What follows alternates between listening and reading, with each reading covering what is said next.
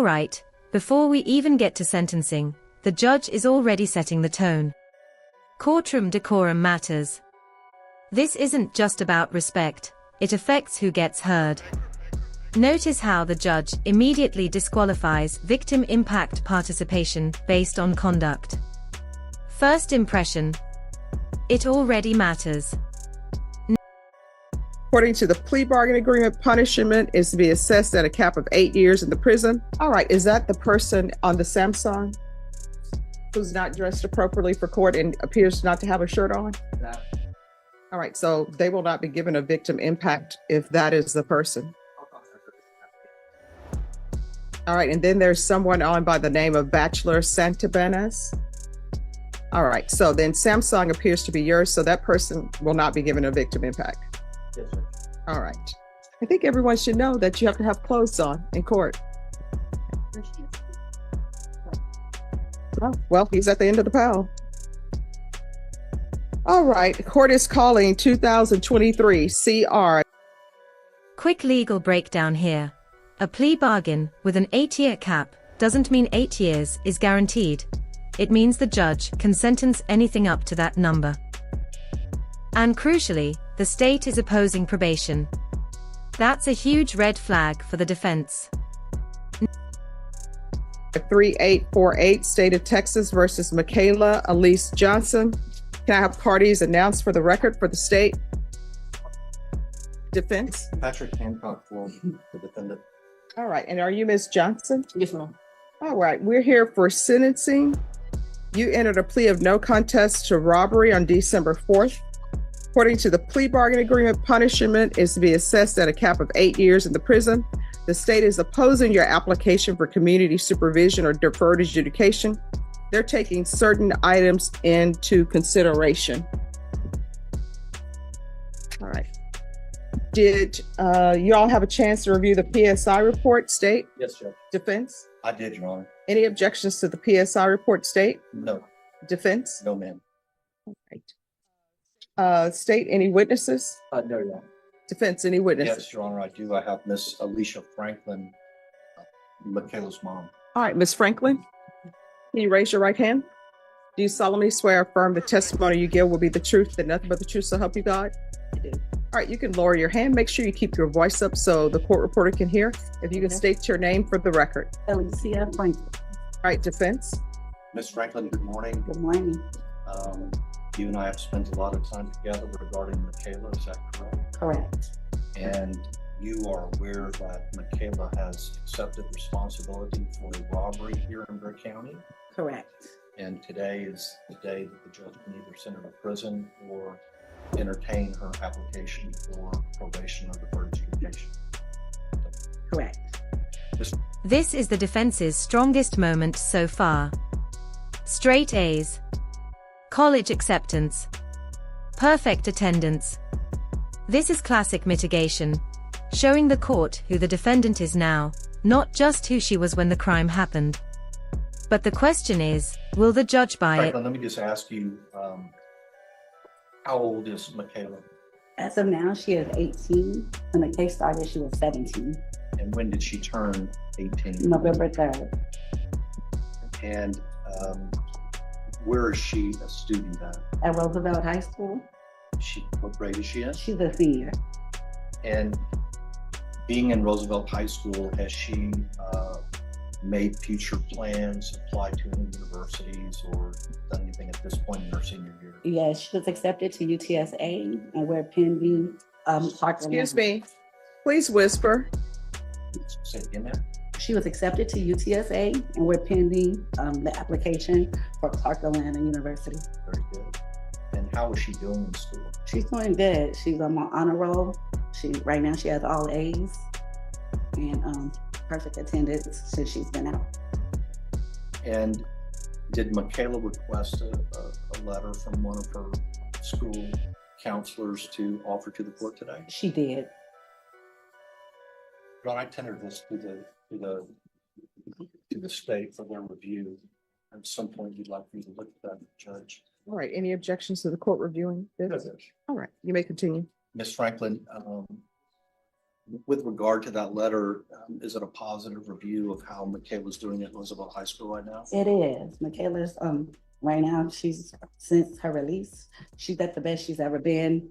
She's focused, she's serious about it. This testimony hits hard. A parent deliberately letting their child sit in jail. That's rare, and judges notice this. It signals accountability, not excuses. 5 months behind bars before sentencing isn't nothing. The defense is clearly framing this as punishment already served. Furthering her future for college, and she's on the right path. I'd like to take you back to, I guess, the time around this offense. And before I do that, I want to ask you, are you a single mom? I am. Does Michaela have a father in her life who's active, or? He's not active, not consistently. And does she have any siblings? She does. She has a brother and a sister from her father. But living in your household is no, just you? No one, just me and Michaela. I want to take you back to around the time of the offense. Do you remember getting a call that Michaela had been locked up for some very serious offenses? Yes, I do. And can you tell the court what your response was? That she needed to sit there. I left her in there. She needed to understand what she had done and take responsibility. I left her in there for 5 months before I bonded her out, so she could understand that she didn't do anything, it wasn't something small. She needed to understand exactly what she did and what she could look forward to. She needed to know what prison or their county was, what jail was. And do you think those 5 months had a significant impact in her life? Most definitely. I know for a fact she doesn't want to go back. She definitely has a true meaning of what jail is. And was that your goal at that time? That's definitely was my goal, because I could have bonded her out the same day or the next day. I mean, I could have got the financial means to get her out. So it was definitely my goal for her to learn her lesson. And hopefully we don't ever have to revisit this again, which I don't think we will. I honestly think that she did learn her lesson.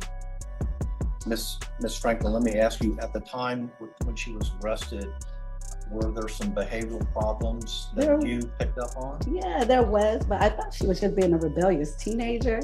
I didn't realize she was depressed and had low self-esteem until she had suicidal thoughts. I took her to Laurel Ridge, but they let her out and she did a little counseling here and there. So I thought she was just being more rebellious to herself. I honestly didn't know it was mental health issues there. But once I did know, I've gotten her help. What mental health issues have you discovered regarding Michaela? Definitely depression, low self-esteem. We've been going through exercises with the counseling sessions. And me, myself, just trying to boost her up and get her on the right path to feel good about herself. And do you think you're on a positive path right now? Most definitely we are. She's back living at home? She lives at home. Our relationship is really good. She's more open. We actually have conversations about how she's feeling. And I think we're on a really good path. And that's different than what it was before the Most definitely. She would stay to herself more, so lock herself up in her room. Just for me, what I thought was normal teenage stuff, but definitely it was a little deeper than that. Ms. Franklin, you own the business. Would you tell the judge what you do for I do. I own Sugar Glamour Salon, a hair salon in San Antonio. And have you and Michaela talked about her interest in working in the salon? Yes. But actually, before this, she did. She was my assistant. And to be honest, I need her back as an assistant, but she wants to be a barber and to get her through college. It'll be something for her to fall back on. And I can, I'm also an instructor, so she can get some of her hours through me. You mentioned that she's been accepted to UTSA. Yes, she's been accepted to UTSA, but she's also, we're pending the application for Clark, Atlanta, which she preferably would want to go. And what would be her interest in studying college? Business marketing.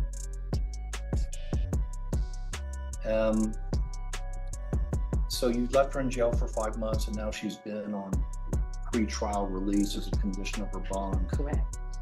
I know we had one GPS circumstance that we had to take up with the court, but Yes. other than that issue that was straightened out here in the courtroom, do you think she's been compliant with all the rules? Yes, she's been compliant, and I also make sure she's compliant. I mean, we get home on time, way before time.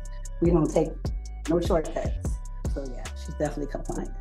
I know that today we had the opportunity, the three of us, you, me, and Michaela, to go through the pre-sentence report. You can see there are some pretty raw feelings on the part of the listed complainant. Yeah. Can you tell me if you think, even before today, do you think Michaela recognizes just how serious this offense was, and the fear that people are placing, and the after effects of that fear? Yes, she definitely recognizes that. She's definitely voiced how remorseful she is for this. I know for Christmas we did, she wasn't able to actually go to the battered women's shelter, but she did produce a toy drive, so where she marketed it, and we received a lot of toys, I think over 500, and took it back to the battered women's shelter. She definitely is remorseful, and she definitely understands that she put these people in fear, and it's not to be taken lightly. Very good.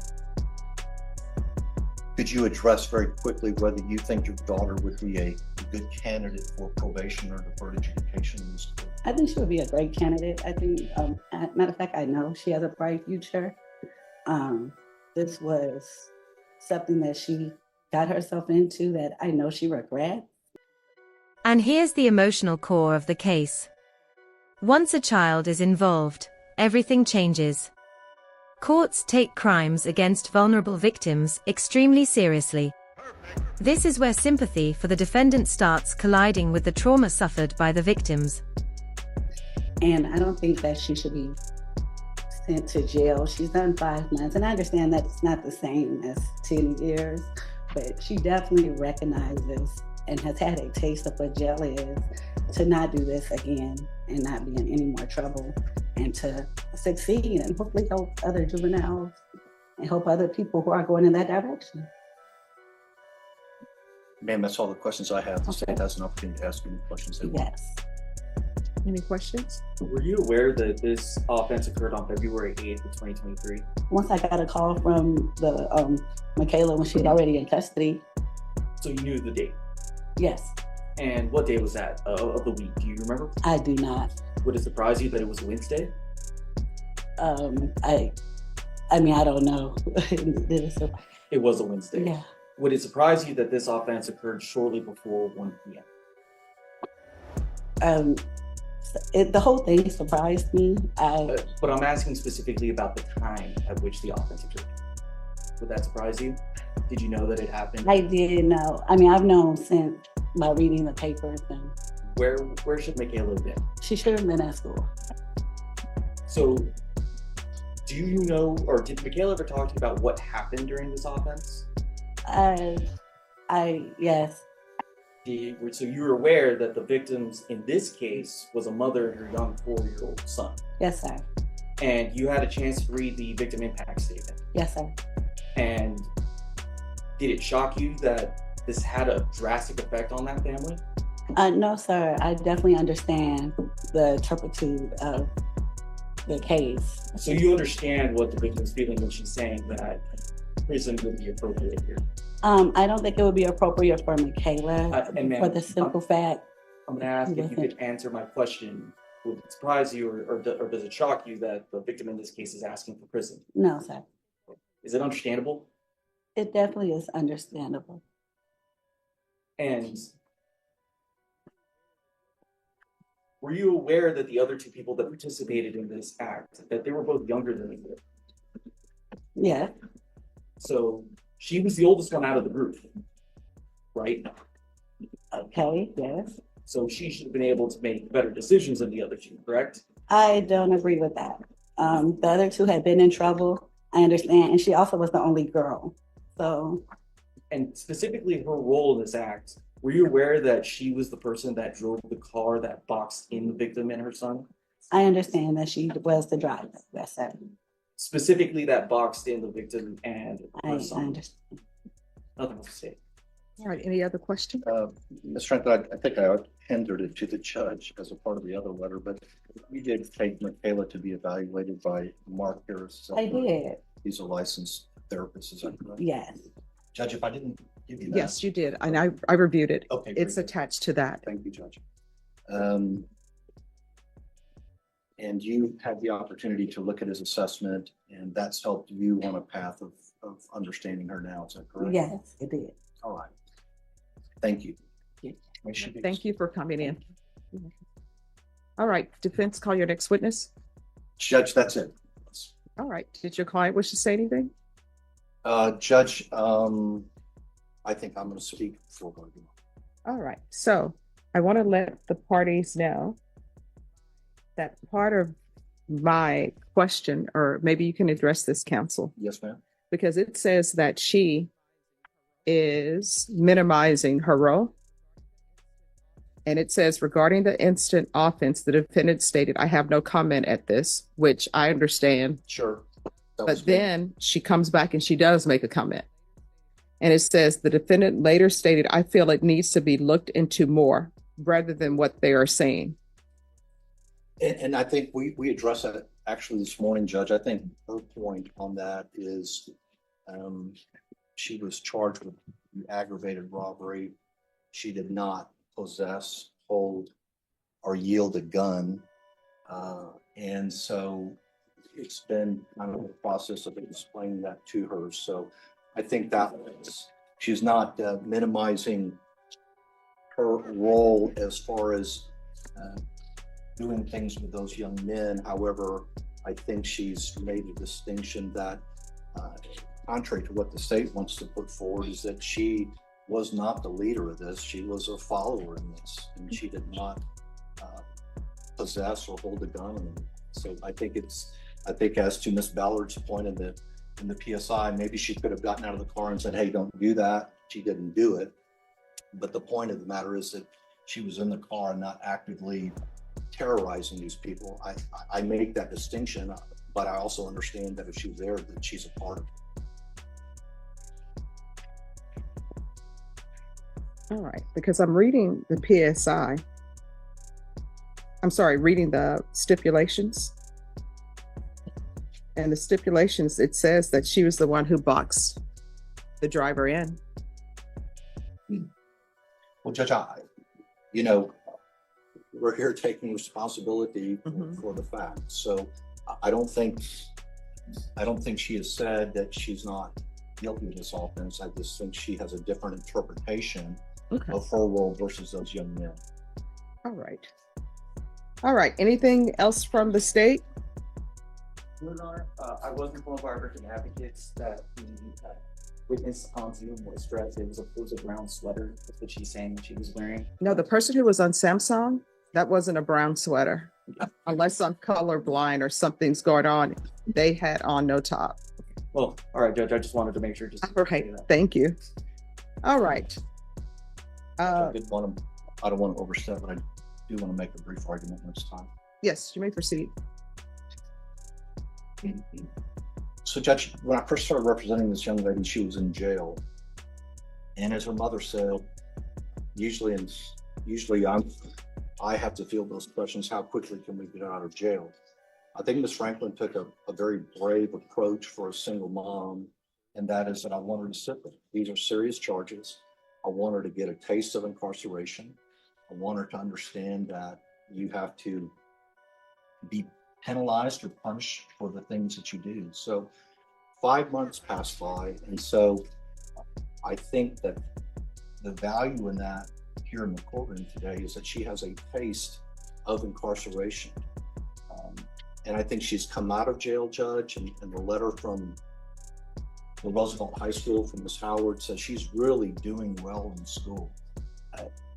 It's hard for me to believe she's 17 years old when I met her and charged with such a serious crime. and she's turned 18, and she's only, 3 months into her 18th year. So, Judge, it's one of those things. She's got a bright future. She's got hopefully acceptance into a school in Atlanta. She's been accepted to UTSA. Those letters, in my opinion, Judge, from Roosevelt High School, those are hard letters to get for the defense. And that's a really fine letter that supports Michaela in her application for probation. I don't want the court to think that she's minimizing this, because we've spent hours talking about the what ifs and how you can't find yourself in that situation.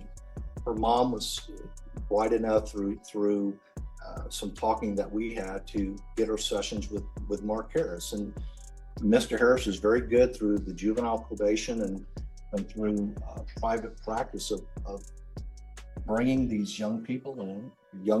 He specializes in young offenders and working with them with this cognitive behavioral. You can't find yourself in the situation. You can't find yourself around the situation. If you do, then you need to leave. You don't need to be boxing anybody in cars. So I think this has been put square upon Michaela. I think she's done a great job out on bond. I think she's doing a great job in school right now. I can tell you that her relationship with her mother has never been better. I just really beg this court to give this young woman a chance. A conviction and being sent to prison is going to irreparably change her life. Now, I know that there's victims out there who have had their life irreparably changed too. There's nothing we can do about that. But this is a young lady who's clearly on a positive path, and we'd like for her to stay there with the court's permission. State. Judge, the situation here is that they specifically targeted a mother and a young child. That child's been damaged for the rest of his life. He's gone through immense trauma. And the role that Ms. Johnson played here was an important one. She boxed them in. She's the reason why they could not get away. I understand that she's made a lot of progress after the fact, but in that moment, she could have made different choices. Choices is what she's gonna have to make going forward. It's something that the state feels that prison would be appropriate here. The victims feel that prison would be appropriate here. That's what we're asking for. Judge, I just want to, you see more of these PSIs than I do, but it looks like the juvenile offenders who I think have a more serious role in this. I can't read this correctly, but it looks like one of them had his cases dismissed, maybe placed on probation, and then one was sent to some kind of TYC placement. So I guess if I look at that, Judge, I just argue that there will be some kind of equitable position here by the court to figure out what to do with Michaela. Again, Judge, deferred adjudication on second-degree felony is quite a good thing. I mean, we all know what deferred adjudication is, but sometimes it doesn't mean a do-diddly damn in court. Here, it makes a big difference because it gives her a chance to prove herself, and it gives the court a long leash to make sure that she's doing well. I don't know what else we could bring the court to show that she's remorseful, doing well at home, doing well on her conditions of bond. So again, we would ask that the court wisely place her on deferred adjudication. Understand that she's done 5 hard months in the Barrett County Jail. I think she spoke about her fear of the jail with Mark Harris in that letter. I think her mom made a good decision, and we're hoping that will sway the court in giving her a chance at a future without being another young Black female with a conviction on her. Here's the court's problem, and what I think people need to look at. Sometimes punishment, and all attorneys will tell you, when we're in law school, they tell you about the purposes of sentencing. Sometimes the purpose of sentence is for rehabilitation. Sometimes it's just punishment.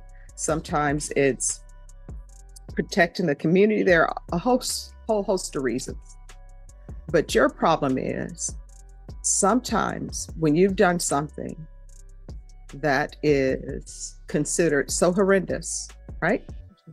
No matter the changes you've made, sometimes it's just a prison offense. There are a lot of people who do things that I'm sure if they could go back in time, they would have changed it. They would have said, I wouldn't have done it. But the boxing of someone in with your vehicle, and I read the PSI report and I read the stipulations. In the stipulations, the driver of the vehicle said, hey, my son is in the car. And that didn't give anybody pause. I would think that there are certain things that should give people pause. For example, if somebody holds somebody at gunpoint and they want to steal their vehicle, they would say, oh my gosh, shucks, I didn't know there was a child in this car. Let me pause. But they gave nobody pause. Everybody just still continued with what they were going to do. That's a problem for the court. So this is what the court... Isn't the problem that she was, no matter what her role was, it was still going to be something that was horrendous because it's a robbery. Yeah. So and I'm not trying to argue with the court, but under that circumstance, then... There it is. 6 years. Not the max, but still prison. The judge rejected probation, accepted responsibility, and focused on the moment of the crime, not the progress afterward. This sentence sends a message. Growth matters, but some actions permanently change outcomes. Then no one should be eligible for deferred adjudication. Well, counsel, as you're aware, there are different types of robbery. And there are some robberies that don't involve a child. State? Your Honor, so right through, one thing I did notice in the letter for the psychiatrist, something that is bothering me, I know I've seen it somewhere in here, is that Ms. Johnson, she said she gave them a ride but did not know their intentions. So she played a role in boxing them in. She says that she had never had or handled a gun that night. When the police lit up her car, the boys threatened her if she didn't keep going. One of the boys threatened to shoot her if she stopped. Nowhere is that brought up in the report that she had mentioned that she had said that they had threatened her. So that's just something that is... Well, I don't think it's her feeling, so it's not going to be in a police report. Right, but I can tell you that was her feeling on this. She did feel threatened by these two young juvenile offenders. But we're here today to take responsibility and not make excuses. So that's our answer to that, Judge. All right. Is there anything else before the court makes its ruling? No, Your Honor. No, Your Honor. All right, this is what the court is going to do. Court is going to find you guilty, taking consideration 2023 CR 3850, 2023 CR 3849, grand jury number 806632.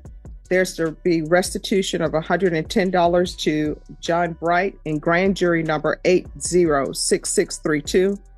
Give you credit for any time served. I'm going to retain jurisdiction. Your attorney will tell you what that means, and I'm going to sentence you to 6 years in the prison. Did you review what it's entitled trial court certification with your attorney? Did you understand it, and did you sign it? Because this is a plea bargain agreement, because I followed your plea bargain agreement, because you waive your right to appeal, you do not have the court's permission to appeal. Because this is a felony conviction, you're not allowed to own or possess any weapons or ammunition. If you have a question over what a weapon or ammunition is, you'll need to speak to your attorney.